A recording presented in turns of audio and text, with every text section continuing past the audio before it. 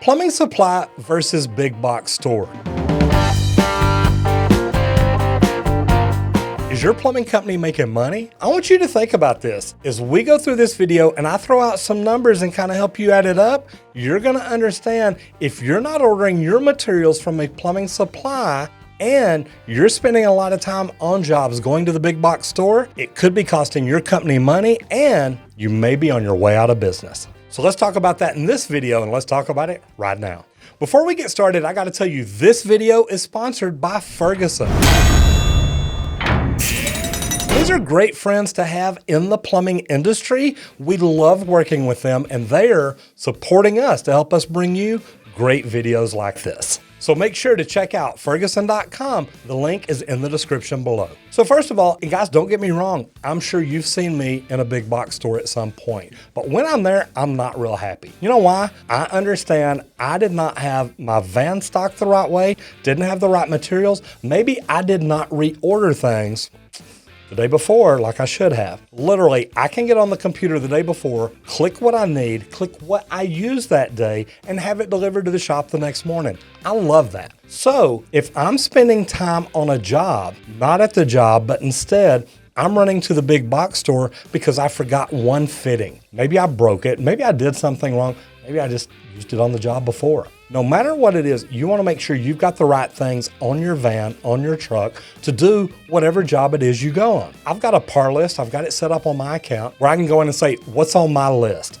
That way I know what's normally on my van. So if I use something today, really, I ought to do it at the end of every job, log in on my phone or my iPad, go down, click on what I used on that project. That way I can attach that job name to it. And then you know what?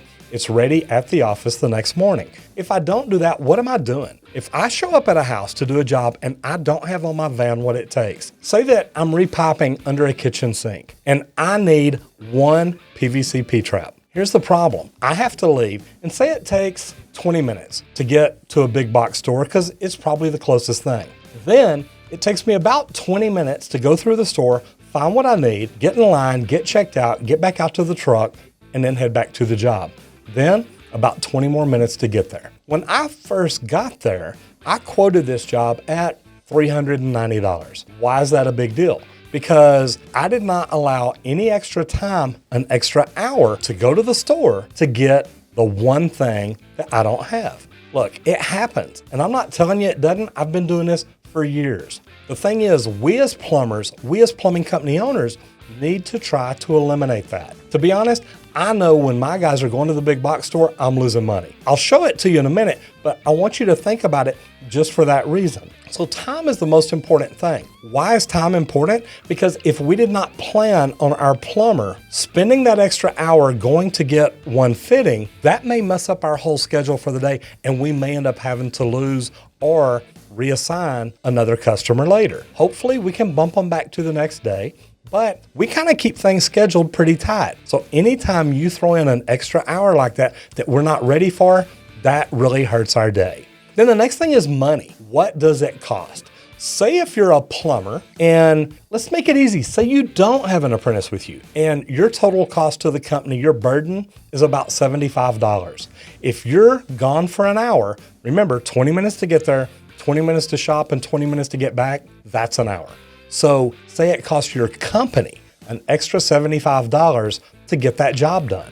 There's a problem there. And like I said, look, I'll show you the numbers in a minute. It does not add up. And I'm going to show you how companies are losing money every time you go to the big box store. But the third thing, quantity and quality. I'm not saying that what's at the big box store is not as good as what you can buy in the supply house all the time, but there are a lot of things that I've bought at the box store before and I get back to the job and I use it. I'm like, man, it's a little bit thinner. There's not as much abrasive cloth as there is on the normal roll I buy. There's a lot of different ways to look at it, but really time, money, and quantity and quality, those are the things that you're going to run into. So let's look at it like this. Say you went and you looked at this job and you bid $390. And that's just a number I picked because really, it's pretty easy to do the math. I'm going to tell you the way the budget is at our company so I can tell you how that should break down. If I've got a $390 ticket, I should be able to pull $39 out and put it in marketing. You can say, well, that'd be easy to give up. It's just marketing. Well, marketing is what makes the phone ring.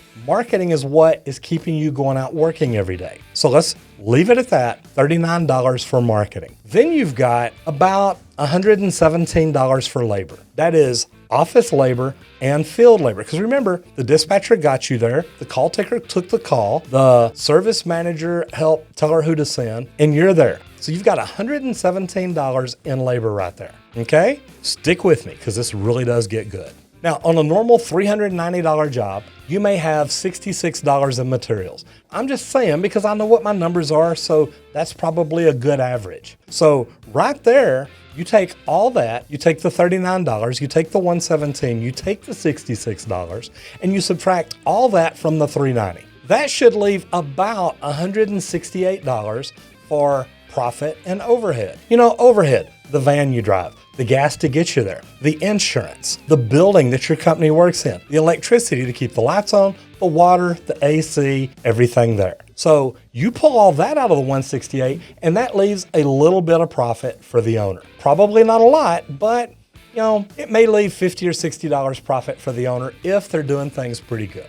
Now, where does this turn into a problem? Well, if you're a $75 an hour burden type plumber and you take 1 hour to go get that one P-trap, and I'm not even worried about the cost of the P-trap because you didn't have it on your truck anyway, so we won't even count the cost of the P-trap. But that extra hour of labor burden on that job takes $75 out of the $168. So now profit and overhead, $92. $92 by the time, remember, you're taking your vehicle, your fuel, your insurance, your tires, your consumables, and consumables really probably could go under materials, so we can even take that back off. But all that, the building, the electricity, the gas, the water, everything you have to have at your building, maybe even the rent or the cost of the building, comes out of that $92.